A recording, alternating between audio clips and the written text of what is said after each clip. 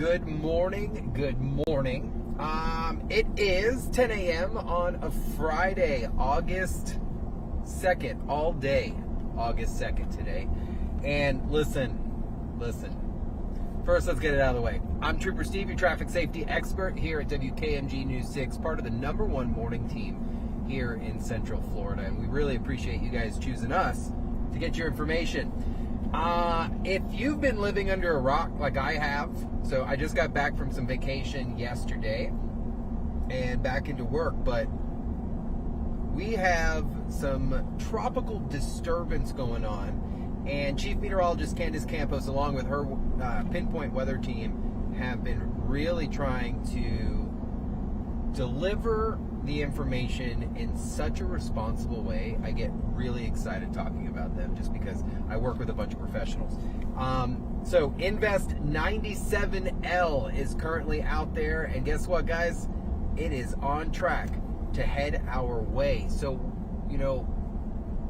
kind of repetition is key, and I believe when you hear something enough, you may take something I say, something we give to you guys from News 6, and put into your everyday driving. And that's what we're going to remind today. We are talking about driving in that inclement weather, not just rain, but when we get hit with these type of tropical storms, hurricanes here in the state of Florida. If you're new here to the state, you've never lived here to the state of Florida, well, buckle up, because things get interesting. And a lot of what we see out on the road, the crashes, the disabled vehicles, the downed lines and vehicles getting involved in power lines, is 100% avoidable. And I just want to talk about some general stuff that I can't process happens during these storms. So first and foremost, welcome again. We're live here inside of Results One. Results One is our streaming machine here, and where we get to give you some traffic info and some cool interviews. So when you're out and about, this even happens on a daily basis. I'm talking traffic lights, right? The traffic light is the supreme, almost like Zordon of the Power Rangers, right? It says go, stop, slow down. It is the most powerful traffic control device that we have out on the roads. But it does so much more than just stop you and let other traffic go. It controls, believe it or not, the flow of traffic. So traffic engineers, there is more to it than just, all right, green light go, red light stop, red light stop. There is a function to it. So when these traffic lights go out, you guys lose your mind. I've seen people fly through completely inoperable traffic lights and like it wasn't even there, and it's kind of scary to me. So for example here, if this light was completely out, I mean there's no flashing going on, there's no electricity to it, you'd be required to treat this as a four-way stop. But Steve, how am I supposed to know that the traffic light was there if the power was out? Because you should be paying attention. The pole is still there. There is an intersection.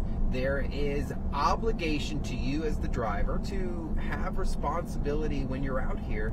And that responsibility is being aware. And after a storm, guys, you really need to be aware, because you just don't know what could be out on the roadways. So again, if a traffic light is completely out, no electricity feeding to that light, it's not flashing, it is black, you must treat that as a four-way stop. All right? First to stop, first to go. So if I got there first and another vehicle pulled up and another vehicle, and we're all pausing for a second, it's the first one to have stopped is the first one to go. And each car is required to make the stop. It's not just one side and everyone flows through. Yes, is this frustrating? 100%. I'm not going to disagree with that. It is such a pain, but it's temporary, and it's because of extenuating circumstances. The traffic light's just completely out. All right? Now, we have this version. Say if this is a red light and it received an error message, something has happened, and that red light is flashing, but on the other side, it's flashing yellow. for the adjoining traffic, that traffic that's coming perpendicular to our direction of travel. Then, hold on one second, we got a viewer wanting to say hi. How you doing, ma'am? Hi, Super Steve. How are you? Very good. We're talking traffic safety during the storm that's coming up. So, Yeah, that's going to be. are you all ready for it? Okay. Awesome. You have a great day. So that's what it's about, guys. Man, I love you guys so much. So then you would be required to make sure that you're making that stop because the light is red for us. Does that make sense? So a flashing red is an obvious stop, so you're required to stop for that. That opposing traffic with the yellow, guys, I don't mean to sound be the bearer of bad news. They're not required to stop. They are slowing down, yielding to the intersection and going. Could they yield to you? They could. Are they required? They're not. But got to be super careful because also a traffic intersection could be under the control of law enforcement. You might be approaching this flashing light up here, right? So say we're over here and it's flashing, but you're getting ready to stop. If there is a law enforcement officer in the intersection, hear me out, if there is a cop, a police officer, a sheriff's deputy, a state trooper, some type of law enforcement officer in the intersection, they are the traffic control device. So if they're waving you through, go. If they're telling you to stop, stop. This happens a lot during the storm season because they're manning the intersection. Oh, Castleberry running speed enforcement out. Ooh, they're going to get them. Be careful, guys. Don't speed. Castleberry Police Department working speed enforcement out here at 1792. We're going to make a U-turn just to see if they got somebody. All right, so we talked traffic lights, okay? Real quick, if it's completely out, four-way stop. If it's flashing yellow for you, you need to yield prior to proceeding through it. If it's flashing red, you need to stop prior to going through it. If it, like I said in the beginning, if it's completely out, everyone stops. First to stop, first to go. Up, pause time. We got a puppy. You guys know here in Trooper Steve on Patrol, we stop everything when we see our dogs out there. Good looking boy right there. So, where were we? Back to business.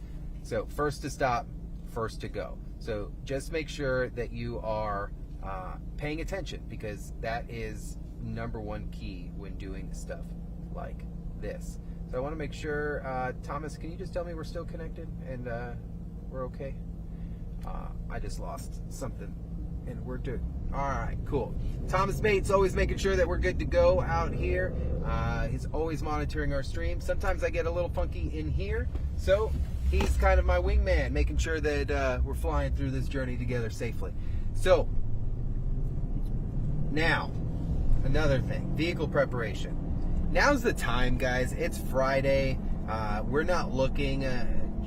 Chief Campos has flat out said, look, we've got some time. She has given it to us very responsibly, very calm, cool, collective, just like she's always been. But listen, she's given us a timeline that you can't ask anywhere else. So obviously Sunday we are looking towards to start to see those impacts into Monday and Tuesday. We're not really sure what this thing's going to do just yet, but we do know no matter what, Candace has already flat out said we're going to see a lot of rain. So that could lead to multiple things. One of those, flooding. We saw in our Orlo Vista area in South Orange County just how bad flooding can be. We saw it in the Pine Hills area. We saw it up here in East Seminole in the Geneva area. Floods that we had never seen before here in our area, and it really was pretty devastating. I remember being down watching while Lewis Bolden was reporting down in Osceola County, and a vehicle went right into the flooded roadway and had to be rescued out. That vehicle being a law enforcement officer. So they even make the mistakes during the storm too, and we're not invincible, and we need to be aware. So flooding, any road, anytime, do not drive in it if you can't see the actual road. Well, Steve, that's only like an inch. Exactly. it does not take much to move a vehicle. There is a stat that I wish I just remembered off the top of my head, and I don't want to give you a false stat, but I believe it takes up to 3 inches, or a minimum of 3 inches to move a car with flowing water. That is crazy, guys. So that is something to think about. And when you're in that water, you're kind of stuck, and first responders now need to get to you. So turn around. What's the saying? Turn around, don't drown, never drive in any type of flooded roadway. Also, nuisance ponding. I learned this from Candace a few years ago. So for example, I'm so glad we're just right here. So here on 1792, there is a lot of construction going on throughout the median area, and this could receive some flooding here. Well, Steve, it's never happened before. Well, right, but in construction zones, you've got to understand that they've done some digging. They have maybe major depressions in the roadway. I'll never forget last storm when we tested results 1. I was northbound on 417. I was exiting at 46A. And as I was exiting, I'm always paying attention to what's in front of me. And part of the wall there on the exit had washed away into the exit ramp. And there was probably about 3 foot of dirt on the exit. And if you were to be exiting there at the speed limit, you're going to mess yourself up. I saw it, and the vehicle behind me did not, and hit it hard, shattered their windshield. So it's things that could happen just because from the storm causing maybe a washout or something like that. So water, extremely dangerous. Also, making sure your vehicle's prepped. The best thing I've seen today, gas stations are full. What I mean is full, they're stocked with gas. If that is something that you are considering, today's the day you fill your gas tank up. Why am I saying today's the day? Because you don't want to be waiting last minute. You don't want to contribute to the stress of everything within a gas station. It's just poor planning. It really is. You're just going to get upset. You're going to get frustrated. That truck just got so much dirt all over the road. You're going to get frustrated, and just fill up today. If you've got an extra gas tank, and this is just precaution. And you got to think also, this is stuff you should already have. I was talking with producer Thomas that is listening in right now before we got on, and we talked about,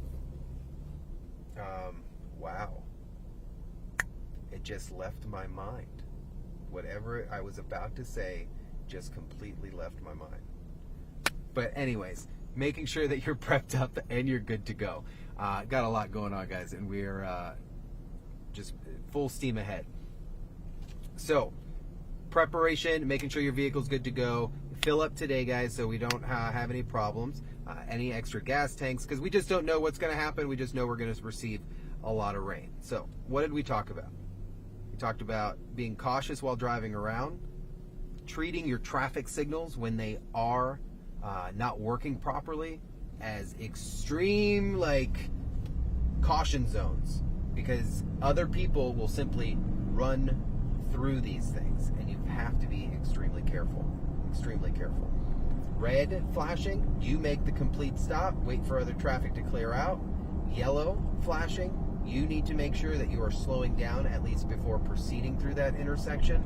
And if the traffic light is completely out, meaning not functioning at all, and there's no electricity feeding to that traffic control device, then you must treat it as a four-way stop. Driving in water, don't do it. Like I said, I believe the number is up to about, it's minimum of 3 inches can move a vehicle in flowing water if flooding begins. So you want to make sure you avoid that as much as possible.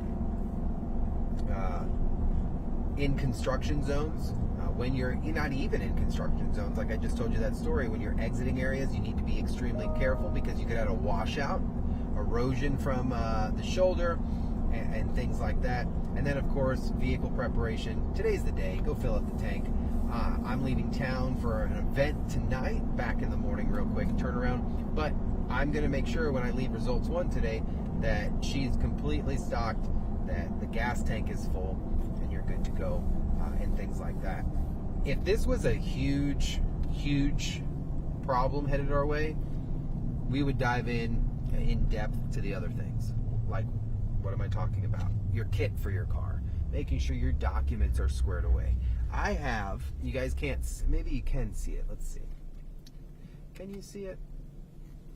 In the back there, back here, there is a Rubbermaid carton, container, yellow construction type. I bought it from Home Depot.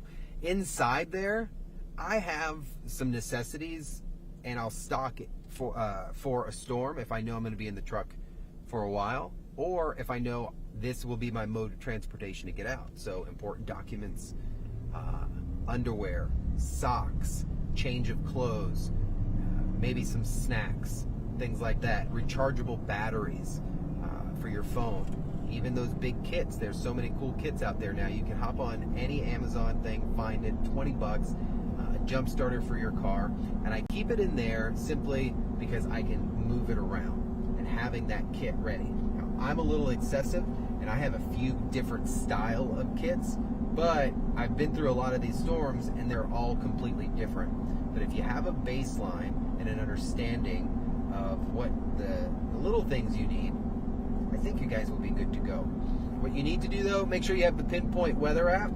Make sure that it is up to date and your notifications are on. And we're not asking you to be glued to your TV. What we are asking you, though, is when you get those notifications, and then when our weather team is on those newscasts, is just to be weather aware, be fully informed. If you have any questions, you can always reach out to our News 6 web team. Head over to clickorlando.com, and they have all the up-to-date information on Invest 97L. If it was to get a name, this storm would be called Debbie.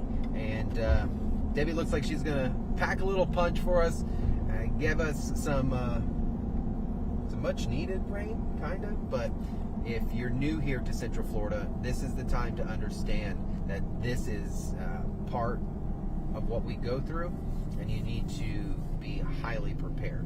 Before I let you go, I'll end it with this. Do not be the person that is going out there simply to ride around in the storm because you want to see what's going on.